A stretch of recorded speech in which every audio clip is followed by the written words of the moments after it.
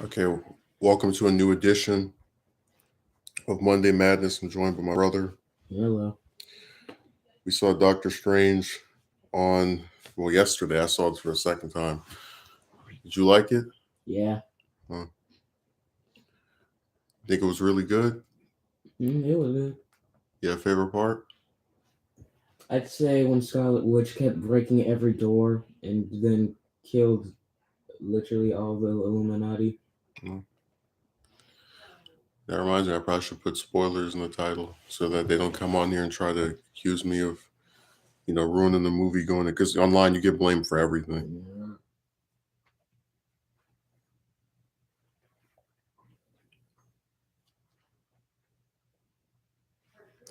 By the way, I should mention there's a person on. So one of the things I hate are retcons, like real life retcons. And what I consider those to be are when people do things, right? Do one type of thing and then later on they decide to act differently. Um, there is a woman who not even a month ago sat in a 3 hour DM called me that she I have proof that she found enjoyable, that she liked. Um, Hold on a second, I'm responding to this person right as we speak.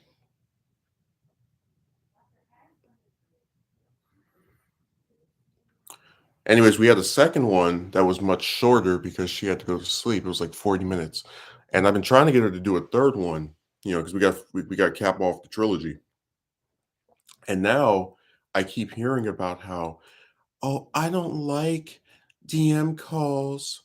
It gets awkward and don't feel as comfortable when I'm just talking to one person. We've done it before.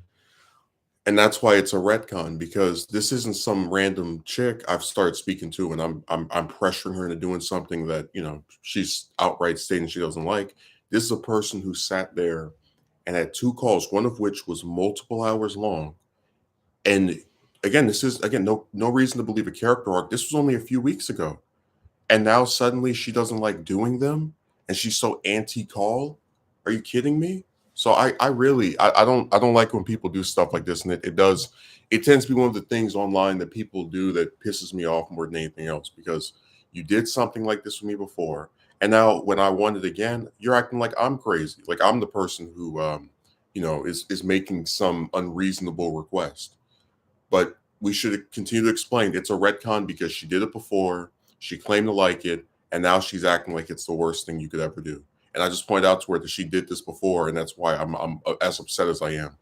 Because I kind of just accepted that with chicks, a lot of times there's gonna be some kind of issue with them, like some specific quirk. I remember I mentioned the one chick where you get her in a DM or just any type of call, she doesn't want to talk to you, but then if you're in her little crappy written messages, she's typing up paragraphs, and I was like, this is so weird. So with all of them, there's always some quirk that I just put up with for the sake of trying to, I guess, advance the interaction. But this one just is really upsetting me because she sits on there and is in these like calls with like three, four, five people every day for hours on end. And I'm like, why can't you just speak to me for 1 hour once a week or less, 2 weeks? Like, I don't get it. And it's even worse when I consider the fact that like what I'm trying to tell her is something important and something that I think is private, or I guess you could say personal. And it really pisses me off that these people have such a difficult time because it goes back to this thing of how they have no sympathy for others. I'm expected to reveal something that I don't want to talk about to these other people, to a bunch of random strangers, because you don't feel like sitting in a call one on one, even though you've done it before. And that's why I said there's something wrong with her because I don't understand how you could be so hypocritical. But anyways, let's get back to this review because I don't want to derail this on this ridiculous chick. Um, you said before before the stream started, you were surprised that Scarlet Witch was the villain. Yeah. I had a feeling because if you notice from the trailers, they weren't really showing other antagonists. Like I know you saw, the big squid monster Mhm. in the trailer, but you didn't really see a human person that was like evil against Strange in anything leading up to this. Yeah. Um, but it's pretty rare because I don't think throughout the entire MCU you've had a character who was like, you got Thanos who shows up technically for the first time in Avengers in the post credit scene, but he doesn't become a villain. He's already a villain when you see him, and he's gonna be an antagonist later. I don't think you've ever had someone who was on, clearly on the side of the protagonist, right? Start off as a good guy, or rather, start off as an antagonist Mhm. in Age of Ultron, Yeah. then become a good guy by the end of that movie, and then like slowly descend into villainy with WandaVision. I don't think you've had another major antagonist in any of these that was a. Guy at some point. Mhm. So it was a real surprise, and I really wish, because we were discussing this before, I wish someone in that movie, it could have been Strange, it could have been Wong, it could have been any of the random cameos. Mhm. So you remember how we were talking about she has this like big fixation on making her kids real, like on being Yeah. reunited with her kids. Mhm. What Strange points out is that she doesn't have children that exist. It's like, why don't you meet a human man who you can have kids with and just actually make a real family with that has nothing to do with being magical or having these powers. Like that's what I wish somebody would point out, because it's like you remember they mentioned during Age of Ultron that it was Black Widow who was the one who couldn't have kids, but Mhm. apparently Scarlet Witch can. So I don't know why they couldn't just have someone point that out, even if they're not going to actually make a big deal of it. I just wish someone would mention you can have real children with a real man. Why don't you just do that? Why go through all this multiverse travel stuff? For some kids that don't even exist. Mhm.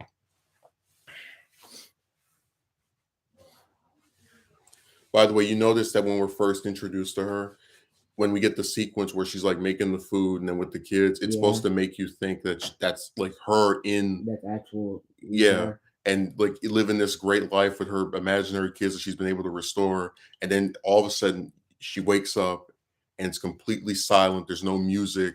It's just this like really depressing shot of her just sitting in her, waking up from her nap or slumber. That's very realistic, because there are a lot of people who have dreams about things that they wish they had.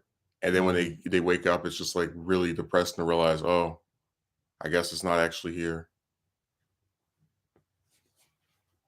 Which is sad. Yeah, it's just it's really it's something a lot of works don't really like point out specifically, but you have a lot of people who use dreams or even indirectly use them to just think of stuff that they wish they had.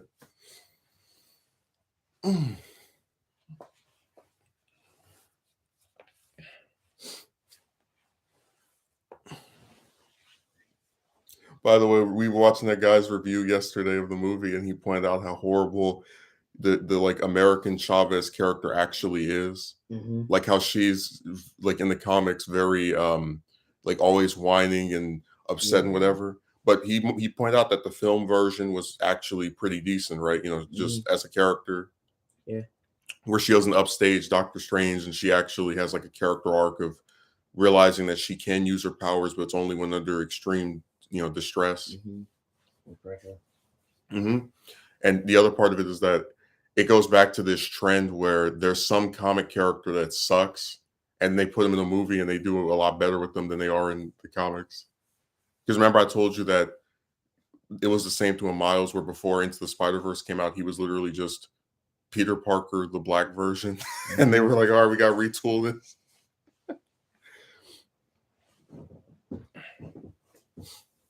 So that was a nice surprise.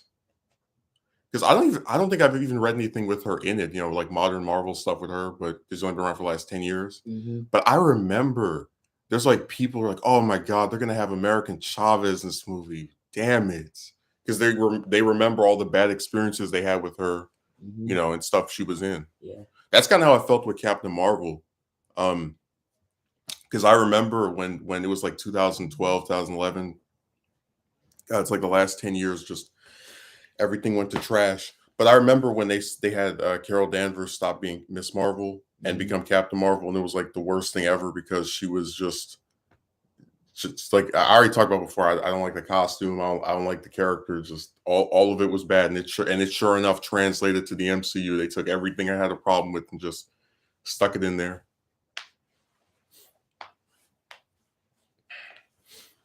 No, they had a complete wave of trash with her. Like I remember people keep saying, "Are you gonna watch Captain Marvel? You gonna watch?" It's like if I didn't like her for 10 minutes during Endgame, why would I want to watch her for 2 hours? Her own movie. Like, Mm.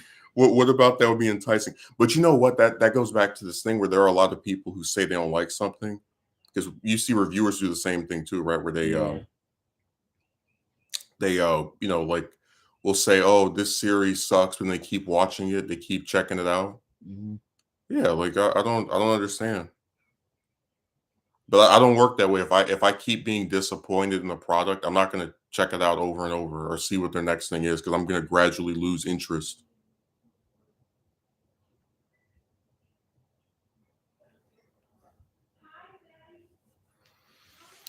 Oh, yeah, that sounds like work to you. Huh? Mhm. 100%. So, did you like the multiverse and all the alternate versions? Yeah. You know, it really pisses me off. We get that one sequence where after Strange, like jumps for Chavez, and they go through all Mhm. the different timelines. Yeah.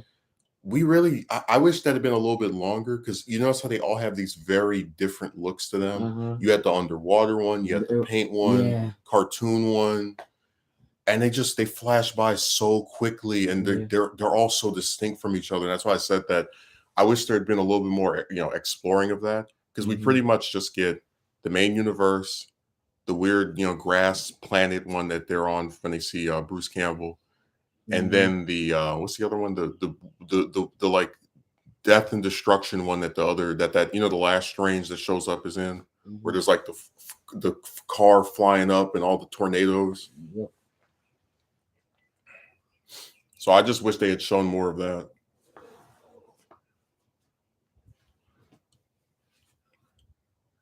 It's so weird when they end up doing something very creative or different, they usually don't take advantage of it. Like it's like, oh, cool, here's this interesting idea that is going to be completely underutilized. What a great gem that is.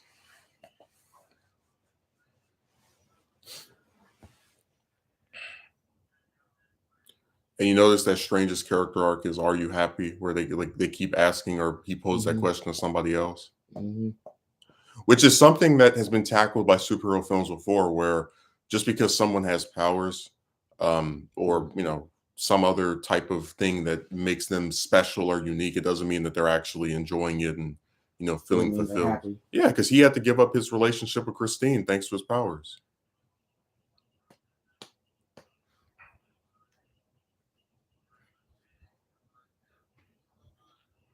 So that was like his character arc for the most part. Just are you happy? Are you feel fulfilled?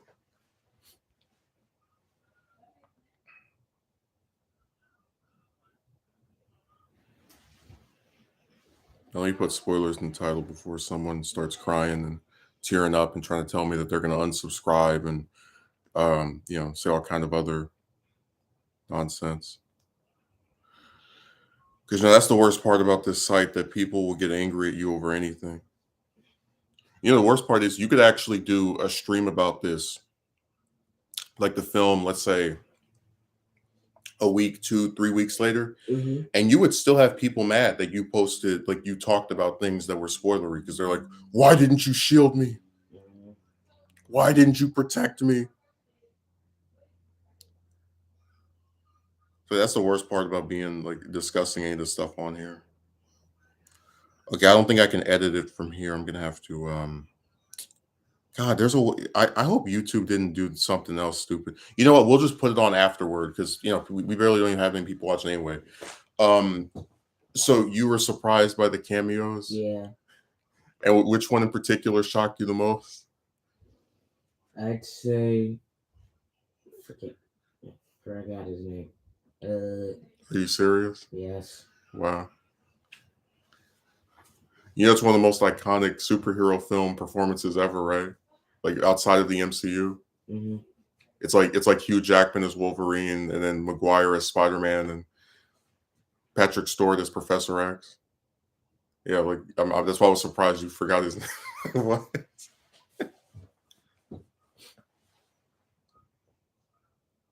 Yeah. So is Professor X the one you Yeah. forgot?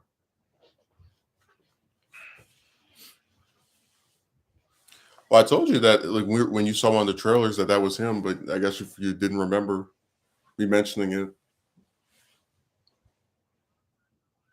No, I knew since Disney bought the rights right from 20th Century Yeah. that we were probably going to get something X-Men and Fantastic Four related, but I didn't know what it would be.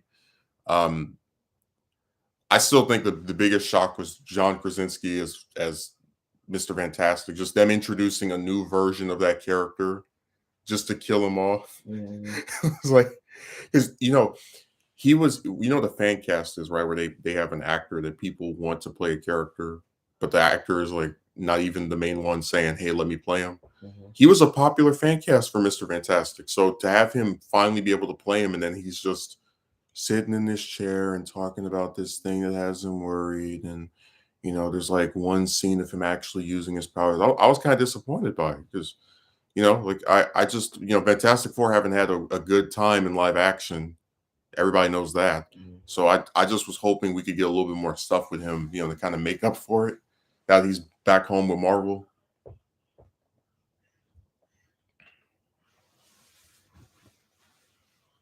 No, it just really sucks.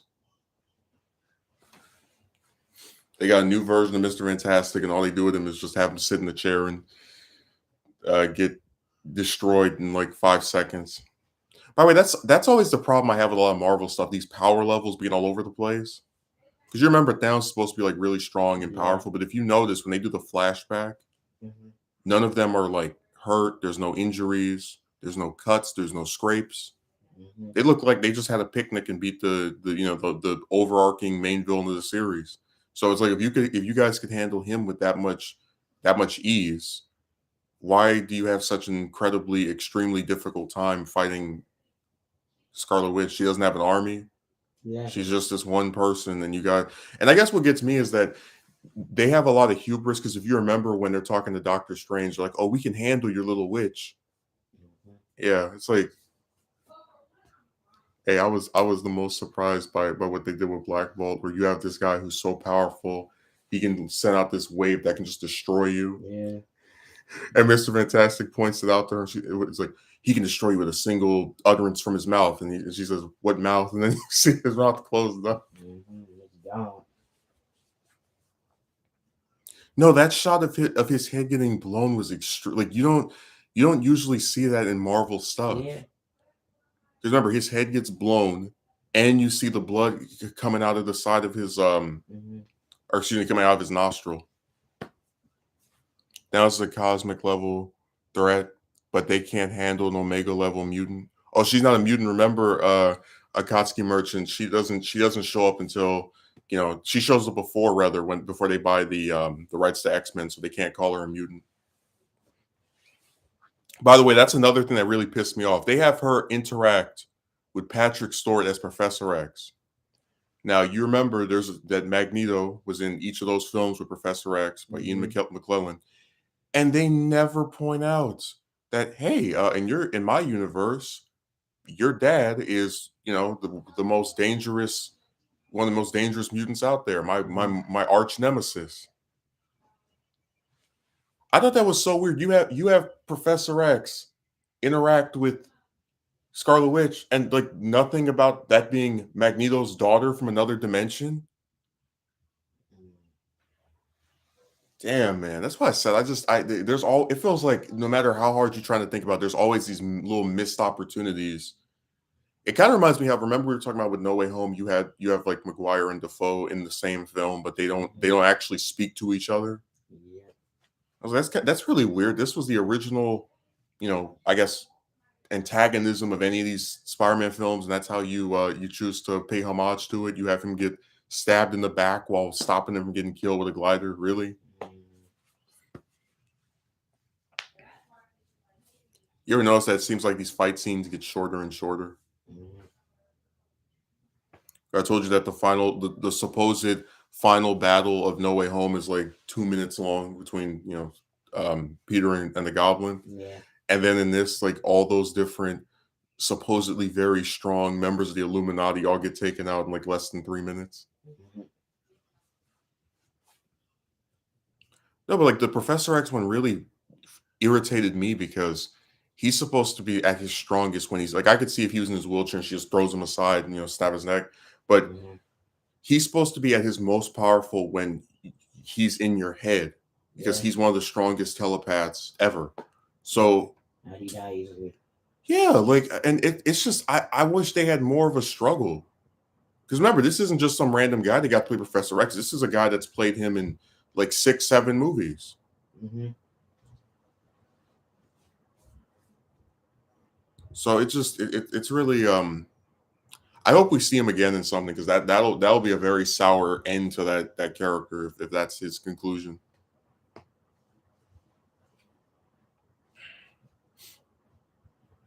God, I just get kind of annoyed by it because it's like what was you brought him back so he could play Professor X again and stand around or and sit around and like speak a little bit. Then he used his powers in this like really lame fight. Ugh, man, welcome to the cameo era. You get brought back to do stuff that's not memorable, not interesting.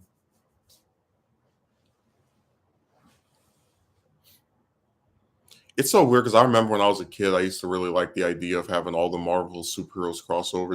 This is back when there was no Iron Man or Avengers, any of that. It's like we finally get it, and it just seems kind of underwhelming because it's just like four people all sit in this little room together and just talking, and then when they use their powers, it's not even together. You know? Mhm.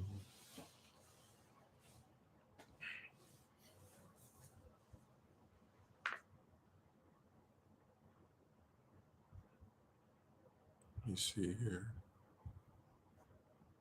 Yeah, I'm just tired of that stuff. They're always weird like that. That's the cameo era. They bring you back, and you have maybe a few lines, and you disappear for the rest of the movie. You get one little power showcase.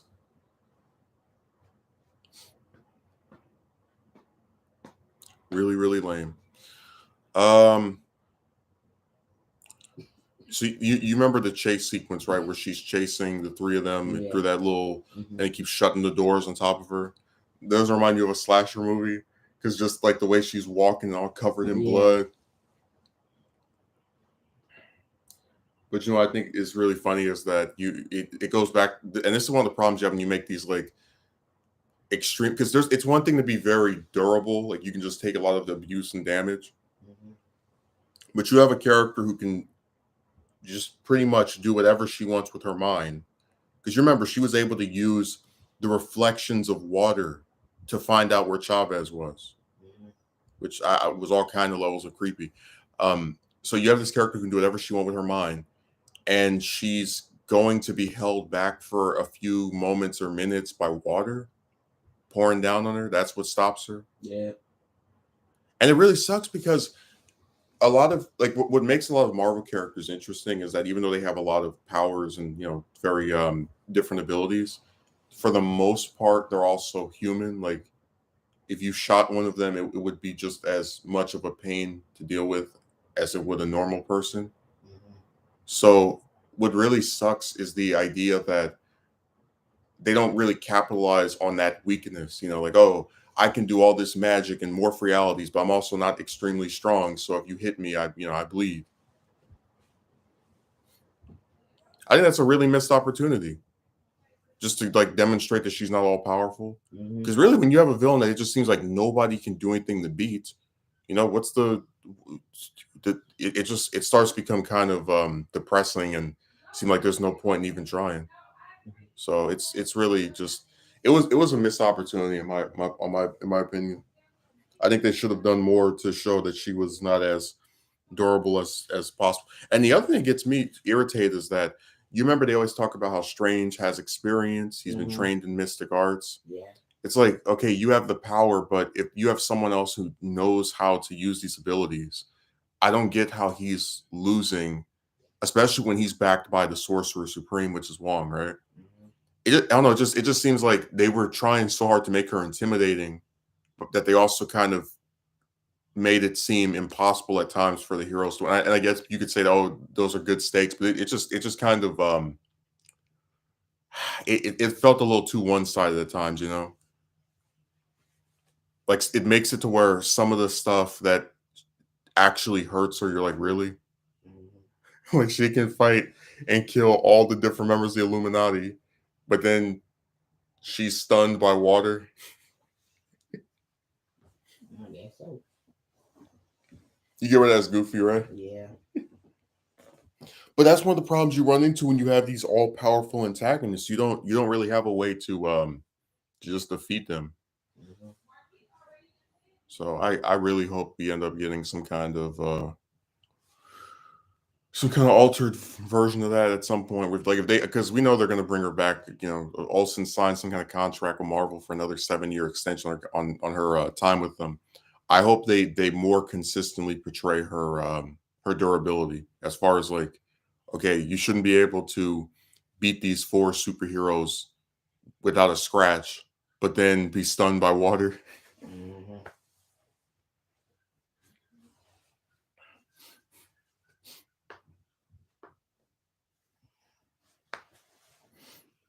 You know, one of the alternate universes that we saw in that brief glimpse was like it had like bones or something. I don't know if you noticed. Mhm.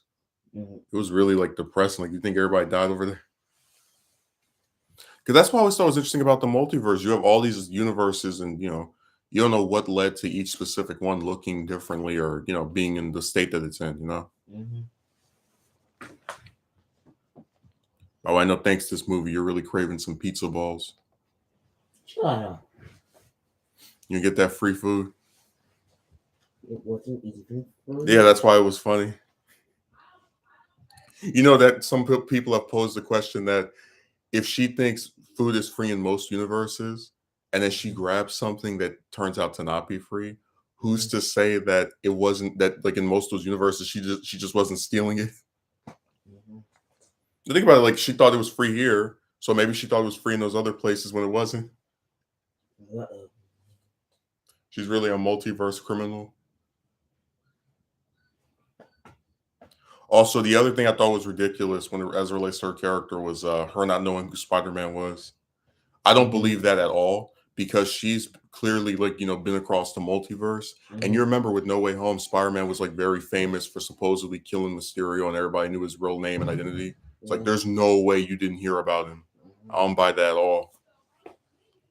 It's not even just like, oh, it's a very iconic character. How could you do this? It was like, no, the idea that out of all those different universes, there wasn't another one that she came into where they mentioned him because of the stuff with Mysterio. I just don't buy it.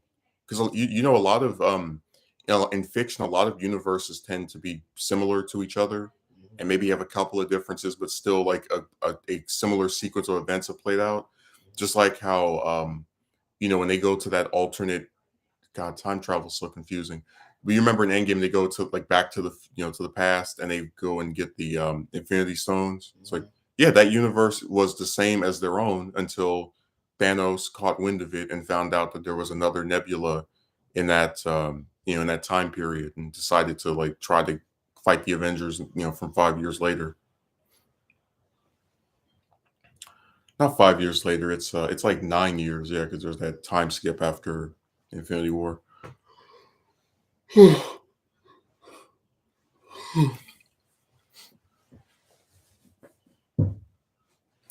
was really surprised they even gave us that flashback with the Thanos cameo. Mhm. It's like, yeah, he gets to be in this movie and have no lines and just be a prop to show how strong this team is. I tell you, the guy who was trying to argue against the Thanos prequel, and I was like, man, come on! If they can have him give cameos and mentions in 12 movies, we can get one movie about his backstory. But whatever, that don't people always have a problem with something.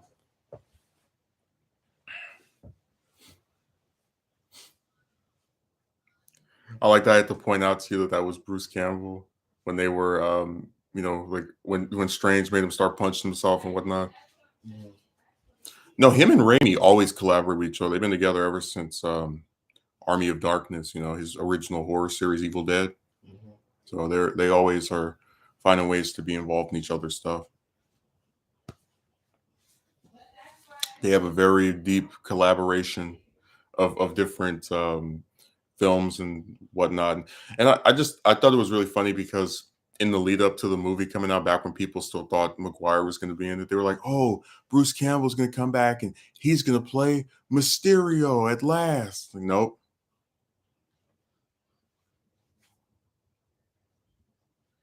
By the way, did you notice when Strange went to visit Wanda, he pointed out that like he referenced Hawkeye because he said a mohawk-haired archer Mhm. and several bug-themed crime fighters. So he's talking about Spider-Man, Ant-Man, Wasp, the rest of them. Mhm. Well, I just point that line out because you remember I told you that ever since Endgame, they've kind of left the status of the Avengers up in the air. Like we don't know what the deal is with them. Mhm. It's like he didn't mention the Hulk, he didn't mention Thor. Like what's going on with these people? Because if you have the ability to just travel wherever you want across the planet, you can travel to space too. Like he could go to another planet. Like what I'm talking about. He could like contact Thor that way. Yeah. That's what I think is so like crazy about these abilities. They get so ridiculously convenient that it almost starts to seem like why didn't you seek out this person? Because even if Thor doesn't know much about magic, Loki did. So Mhm. maybe he could ask him, "Hey, do you remember your brother talking about this, theorizing about that?" Like I just wish they would talk more about the other Avengers because it really does seem like if you think about like the whole MCU built toward having that team right for phase one, Mhm. and then phase two and three were just that team together, and now for phase four they're just all scattered and shattered and all over the place, and it's like why? So we're because remember I told you that this is the first phase out of the entire MCU where there's no Avengers movie. You hear where that's weird, right? Like Yeah. no big team up film with all these different superheroes, just introducing new heroes that are never going to meet. Starting to remind me of the DCEU. It's like let's do a Justice League movie, and then let's have a bunch of solo projects when that film bombs. I think that's hilarious. They just like, oh yeah, let's just introduce all these characters that are never going to actually see each other. Makes perfect sense.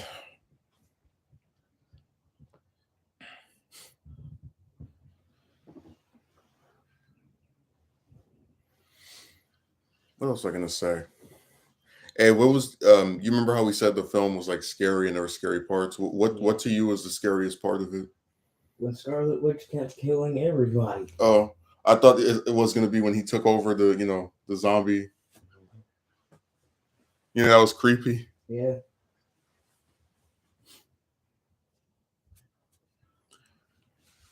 It's crazy because you think about the film actually kind of does have some stuff in common with the slasher film with like the victims and Mhm. the invincible killer because when she's killing and people, she's not really saying much. Mhm. So like they tried to market it as a superhero horror film. I wouldn't go that far, but it definitely has elements of one.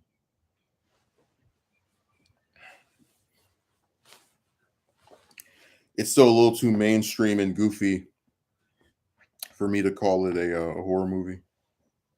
I wasn't actually like just in my chair screaming and freaking out. But it's got some parts that I think were sufficiently scary. I guess be the way to refer to it.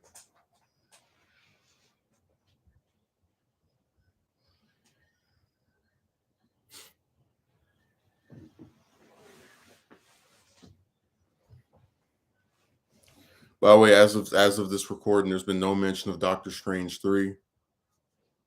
Mhm. There's been no mention of any. Basically, we have no idea where they're going to go with any of this stuff because they haven't announced it, which is really weird. Because you remember when No Way Home, before they even came out, they were talking about doing a fourth movie. Mhm.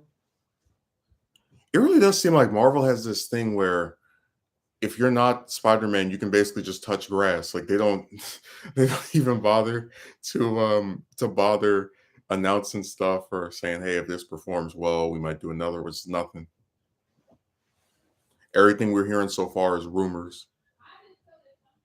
But I can't imagine they'll never do another Doctor Strange movie because I mean, if you do like I've never heard where they do two and then no third one, Mhm.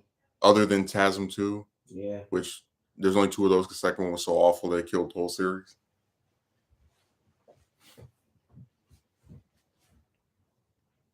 Hey, that version of Doctor Strange from that reality, the last one that we see, the one gets impaled. Hmm. I thought he was really creepy because he's like, if you notice, he's like very dark, like his like pale skin, Hmm. and the way he talks is kind of creepy. Like he has this thing with his voice too. Hmm.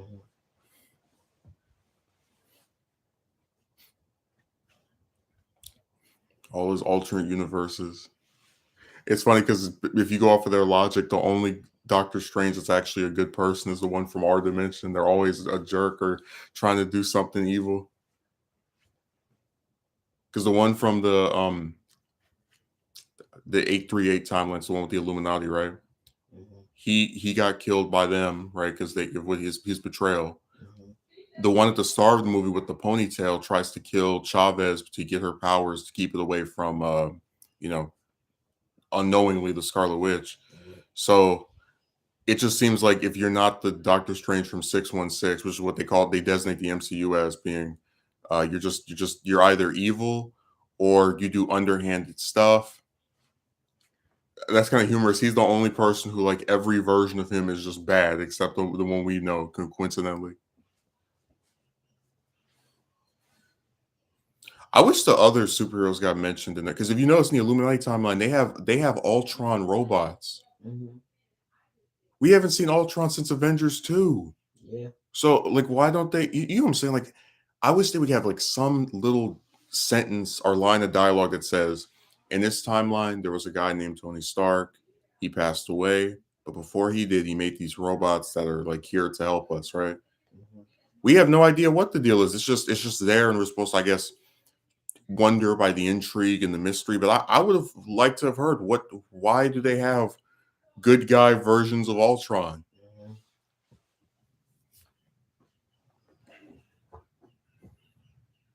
Hmm. That was weird to me. I guess it's because Ultron's a much bigger character in the comics who comes back over and over. And the MCU, we've only seen him one time. So it's like the second time we see him, it's this alternate universe story that doesn't even tell us what his origins in this timeline are. Like what's the deal with that? You know what I mean? Hmm. By the way, would you like Ultron to come back? Hmm. Because if they bring him back, they can like actually do new interesting stuff with him. Hmm. Like he could say, "Oh, you're," it's like to Peter, "Oh, you're Tony's protege." I'm really glad he's not around to see what I'm going to do to you. I think that'd be a really interesting rematch, Avengers versus Ultron 2, and then like he points out who's missing, who's not there anymore.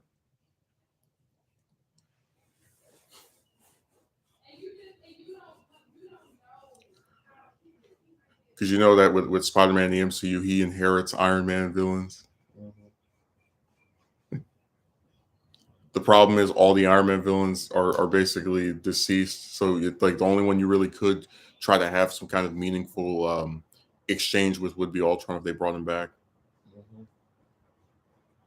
Because I told you when you have a character who's a robot, they can pretty much come back from anything because you can always say that their memories are on this file or in their head and stick on a different body. No, but imagine how cool that would be if because Spider-Man only finds out about Ultron through him coming back, and he like mocks him over not being able to save Tony, Yeah. and it's like at least Stark was smart. You're just playing scientist, like just completely just keeps throwing Tony back in his face over and over.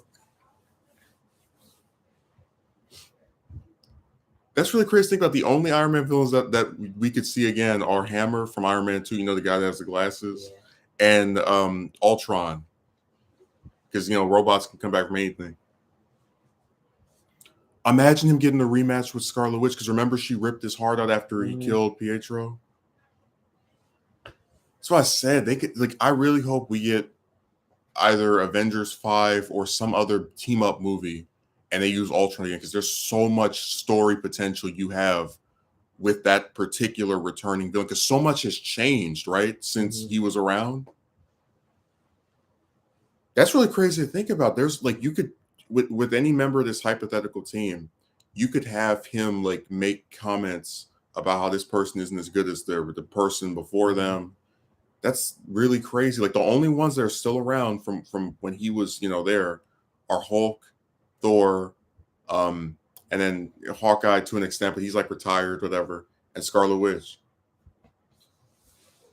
You'd be like, somebody else killed Iron Man that wasn't me? I feel belated.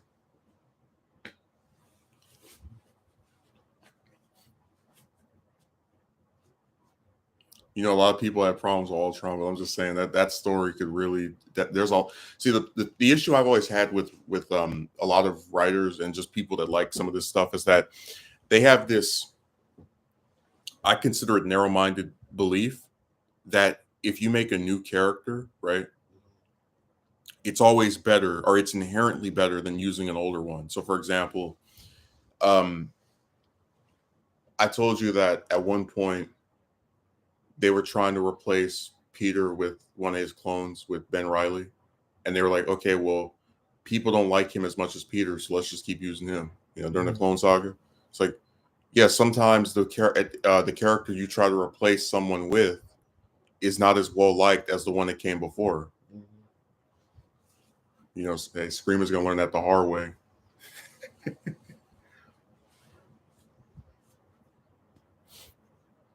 So it's like, oh, for Avengers 5, we should use Kang or Galactus. I'm like, okay, sure, but don't completely abandon the idea of revisiting Ultron, because there's a lot of mileage you can get out of someone like that.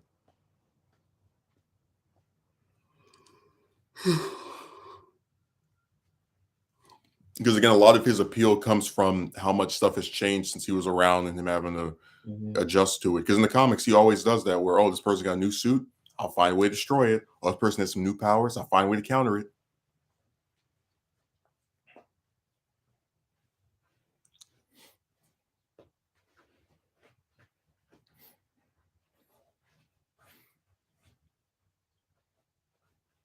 Ultron really is like perfect for comic book movies, because you can keep him dead as long as you like. You can bring him back whenever you want, and you can always just say, "Oh, his data wasn't done downloading or something."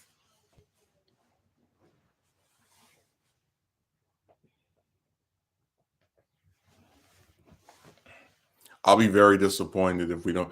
But that's the thing. The MCU is very good when it comes to just not using villains that much, like using them more than a few times or only once. So I wouldn't be surprised if it doesn't show. I'll be disappointed, but I wouldn't be surprised if it doesn't show up again, unfortunately.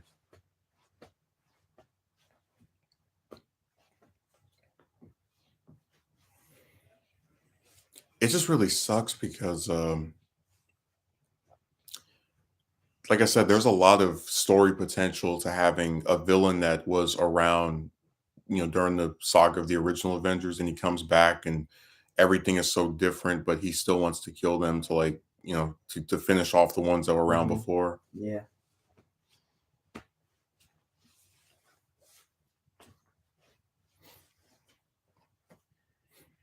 I'm gonna end up having to make like a little wish list of different stuff I want to see in Marvel, like bring back Ultron, give us another Hulk movie, etc.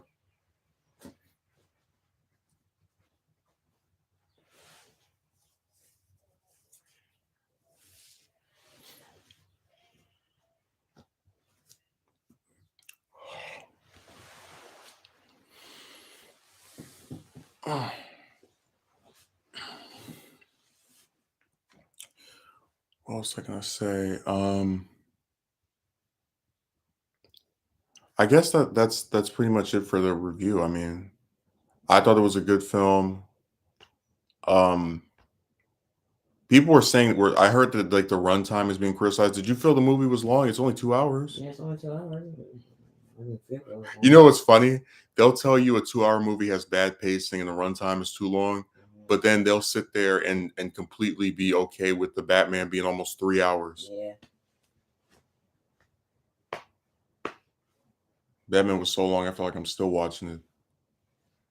You're gonna sit there and try to trash Doctor Strange for being 2 hours long, like all the other normal comic book films.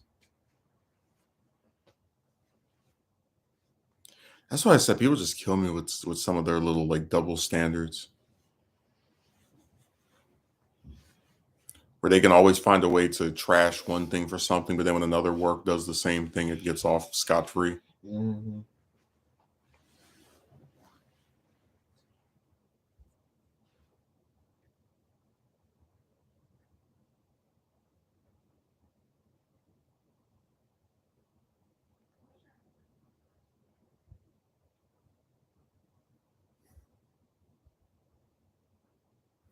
Okay, she responds. I'm not even gonna read it. I'll address her after the stream's done. I'm not even gonna bother giving her any more oxygen on my content. Yeah. She wrote like a whole paragraph too. What the frick? Because I was like, if you don't like having these calls, why did you do two of them with me? Like I said, I just think because the thing is, and she tried to say, "Oh, the first time." It's like, but I can always say maybe if it's one time, this is just a thing you did by accident. Mhm. But that was a 3 hour call. You don't do that by mistake. Yeah. And that goes back to my whole issue with modern chicks that they make a lot of stuff that should be enjoyable very difficult. Like imagine living in an era where you want to have a call with somebody and then they do it and they do another one, then they're like, "Oh, I don't like calls anymore." It's like, since when? Oh, I've always disliked these, but I felt so pressured.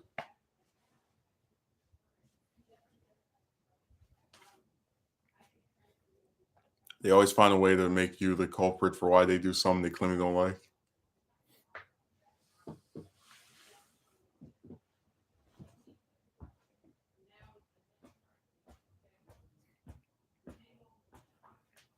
They get on my nerves with that stuff.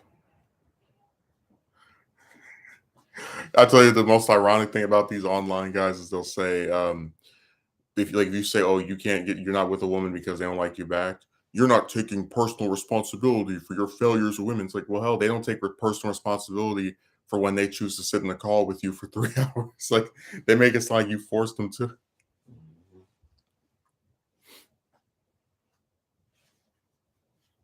No, they make it sound like I have powers. Like I just use these abilities of mine to make them do things.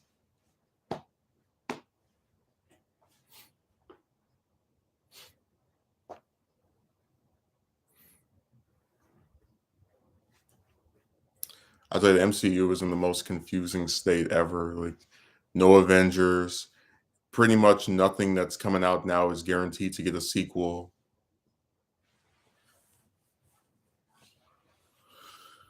Just a very ambiguous era. And then, of course, this is the same era where people who claim they don't like these films, right? They keep Yeah. going to watch them. They remind me of those people that would say the Transform movies were bad. And Mhm. they're to doing the Transformers movie, it's getting hundreds of millions of dollars by the same people. It's like, can you stop? If you think something is bad, and again, it's not like you like the first one and you don't like the second one, so you just support it by mistake. You didn't know it would be bad because you liked the first one. Yeah. They'll say the first one was bad. They'll say the second one was bad. They'll say the third one was just like, then why do you keep watching them? Why do you keep going out and supporting these films that you claim you don't want any more made of?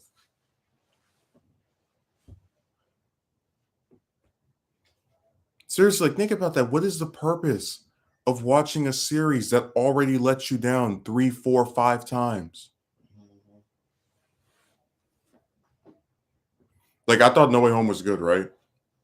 But if I didn't think it was good, I didn't think this was good, I'm not going to go see Thor 4 or Black Panther 2. It's like, why? They're letting me down. They're making stuff I don't enjoy. And that, and it's hypothetical, right? Not saying I actually know, but just the Mhm. example.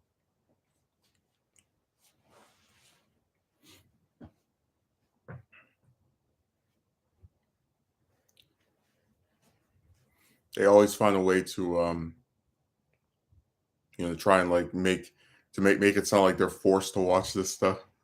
Mhm.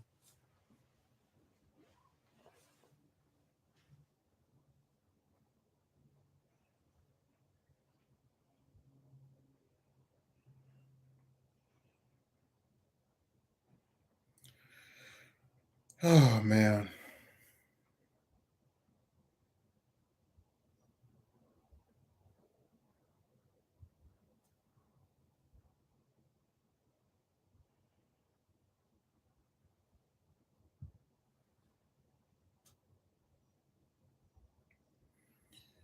Yeah, I'm just tired of a lot of the hypocrisy.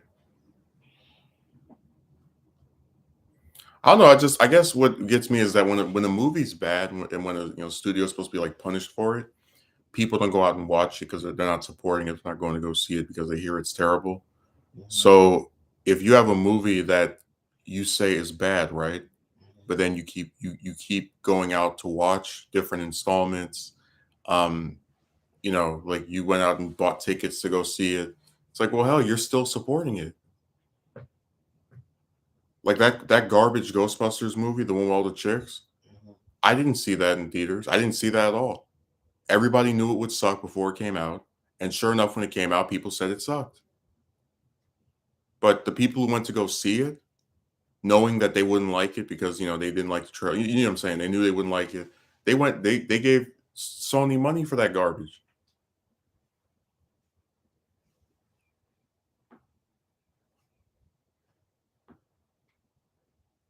and people think that's they don't see where they're helping out the same studio that they want to be antagonistic toward, right? Because they're doing stuff they don't like. Mhm. Just like I don't want them to make an El Muerto movie. So guess what's gonna happen? When that comes out in theaters, guess who's not gonna see it? Yeah. Exactly. I'm tempted to see Craven only because I like the character and I do think you could do something interesting. But I don't know. I don't think they're gonna do something interesting with them. So I'm gonna wait until the reviews come out. Still think that was funny that with No Way Home, they spent 3 months trying to keep that playing in theaters because of how much money they were making. But then with Sony and Morbius, they try to stick it on DVD as quick as they can. Not DVD, digital.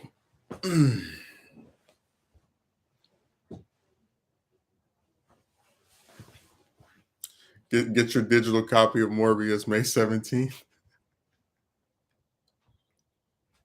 Everybody's favorite vampire coming to a device near you.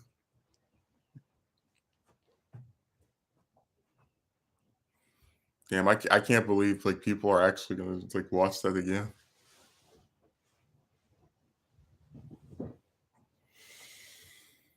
Oh my god.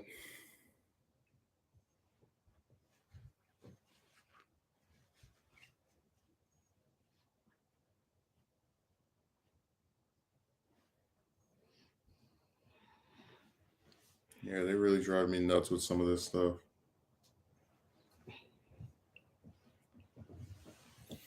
Again, just like looking at some of the works that people support, you're like, really, this is what you endorse? This is what you proclaim yourself to be behind and to be enthusiastic toward? That's what you choose to be into?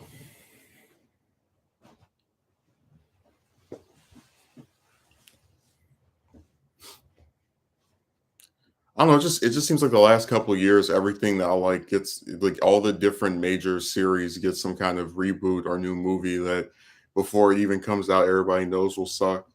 Like remember I told you about Terminator Dark Fate? Mhm. It's like people saw the picture of that, they're like, nope.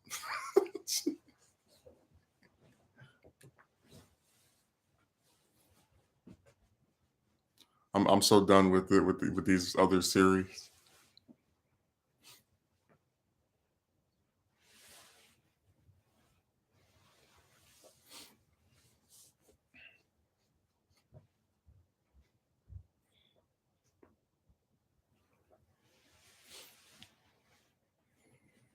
My chat has died. They're over there pulling out their copies of Morbius to watch it on repeat. Oh my gosh.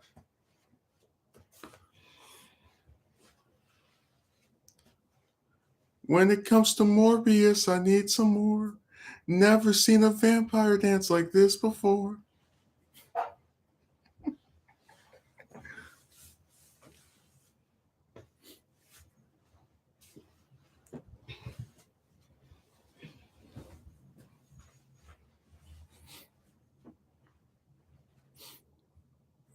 No, I'm just I'm never not going to be astonished that Sony actually made that a film that got delayed for 2 years, right? Hmm. Had a bunch of stuff in the trailer that wasn't in the actual movie, and then when it finally comes out, it's so bad that Sony has to wait a month, like not even 2 months, right?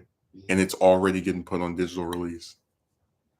You think if that thing made $1 billion, they would try to put it on a on digital less than 2 months after it came out? Dope. Mhm. No, they figured they've made as much as they're. And when we went to go, I don't know if you noticed, we went to theater yesterday. Hmm. They only had 2 showings of Morbius the whole day. They had 3 o'clock and 6 o'clock on the top screen. Only. Yeah, because people aren't watching it. I don't blame them.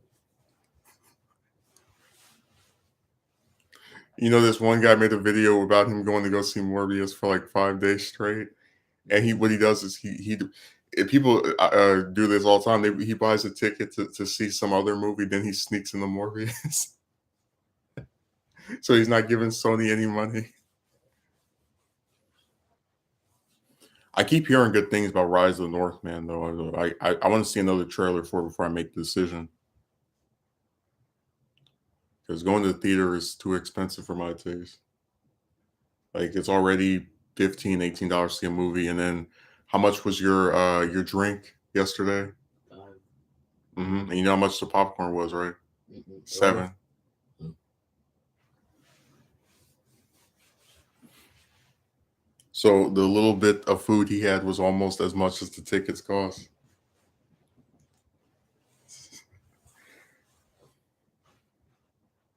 I could kind of see the popcorn a little bit, even though I do think $7 for some popcorn is really nuts, but whatever.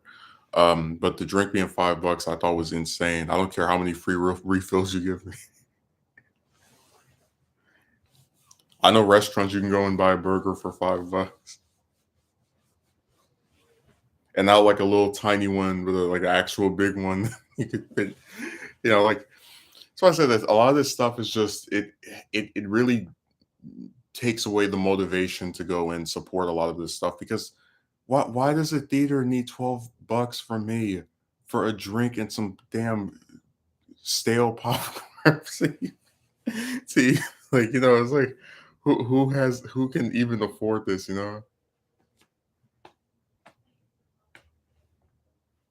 That's why all the times I went to the theater, I've been to the theater, I think, at least 6 times in the last 5 months, 5 or 6 months.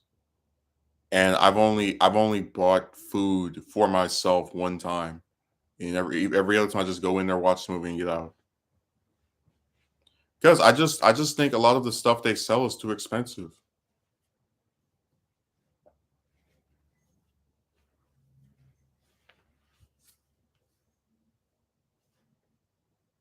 So I don't even bother with going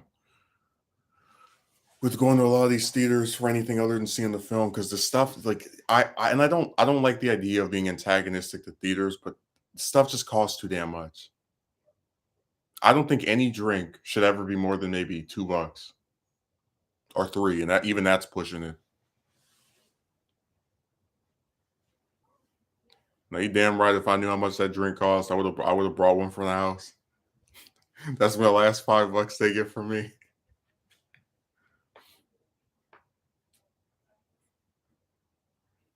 No way in hell.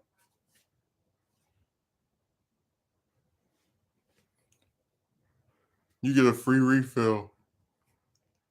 Too bad I don't get a free refund for that drink.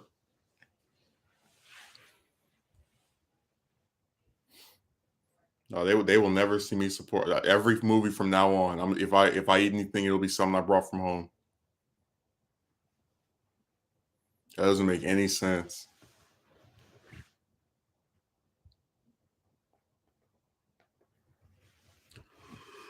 Seriously, I'm never even gonna bother with that stuff ever again. Because And we all have our own ideas of what's expensive and what isn't, but I don't really have a desire to be, price gouged in that way. Like when the food starts costing as almost as much as the ticket, that's where the line starts to get drawn. And it'll be different if I order like a bunch of stuff, but it's fries and a drink. Getting food from the damn theater costs more than getting it from an actual restaurant.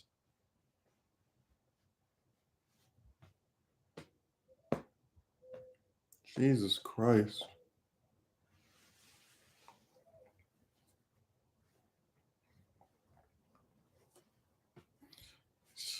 They make you go bankrupt going to the movie.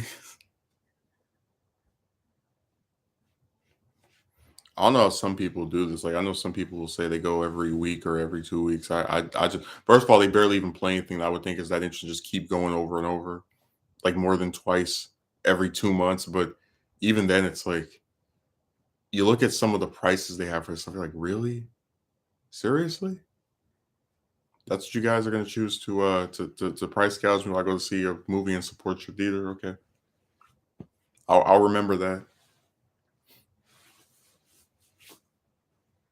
Now, usually I wouldn't get anything because I just thought the line was too long, but I just only kept complaining. Why didn't you get him anything from the theater? And then I gave him something from the theater, and it cost an arm and a leg. So there will be no more attempts at even trying to appease that person. Guess stuff just costs too much. That's all there is to it. But it looks like the chat has been dead for a while. I don't know what the deal is. I know that people are really getting excited for Morbius to come out on digital, and maybe that's got you guys, with your tongues tied. But I would prefer if we actually had an active chat. So I'm going to end the stream here. Thanks for coming, Akatsuki Merchant. I will be streaming again on either Thursday, and if not Thursday, definitely Saturday. So have a good rest of your day.